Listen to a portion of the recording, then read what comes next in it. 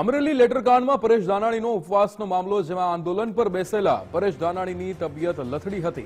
Sugar level ઓછું આવતા તબીબોએ લિક્વિડ પીવા આગ્રહ કર્યો હતો।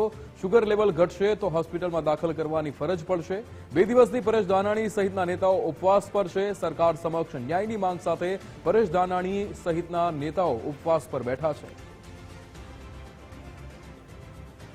અમરેલીની પીડિતા પાયલ ગોટીને ન્યાય મુની માંગણીને મુદ્દે પૂર્વ નેતા વિપક્ષ પરેશ ધાનાણી છે તે ઉપવાસ આંદોલન કરી રહ્યા છે। લગભગ 30 કલાક થવાને કારણે પરેશ લેવલનું મેડિકલની ટીમ દ્વારા જે તપાસ કરવામાં આવી હતી, વિરજીભાઈની પણ તપાસ કરવામાં આવી હતી, લગભગ 64 જેટલું શુગર હોય તેવું જોવા મળ્યું હતું। મેડિકલના અધિકારીઓ દ્વારા જણાવવામાં આવ્યું હતું કે 64 જેવું શુગર લેવલ હોય તો ORS આપવું પડે। આ અંગે આપણે વિરજીભાઈ ઠુમ્મરને પૂછવાના પ્રયત્ન કર્યો। વિરજીભાઈ, મેડિકલની ટીમ આવી હતી, 30 કલાકથી ઉપવાસ આંદોલન ચાલુ છે, શું ડોક્ટરે કહ્યું? પરેશભાઈ ધાનાણીનું શુગર લેવલ ઘટ્યું છે। સવારે 76 હતો, ત્યારે 64 થયું છે। એવા સંજોગોમાં આરોગ્યની સલાહ લઈને એને ORS આપવું પડે તો એનું શુગર લેવલ પાછું બરાબર થઈ શકે। એમની સલાહ લઈને જે કંઈ ORS આપવું પડશે તો આપવા માટે હું પરેશભાઈને પણ સમજાવીશ।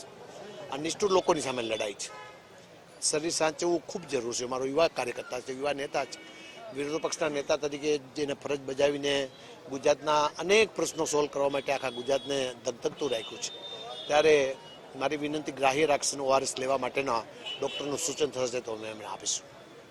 વિરજીભાઈ જણાવ્યું હતું કે ORS લેવું પડે તેવી અત્યારે શારીરિક સમસ્યાઓ પરેશભાઈની હોય તેવું જોવા મળ્યું છે, અને પરેશભાઈને વિરજીભાઈ ઠુમ્મર પણ સમજાવી અને ORS લઈને શારીરિક સમસ્યા બીજી ન ઊભી થાય તે અંગેની તકેદારીનું વિરજીભાઈ ઠુમ્મરે જણાવ્યું હતું।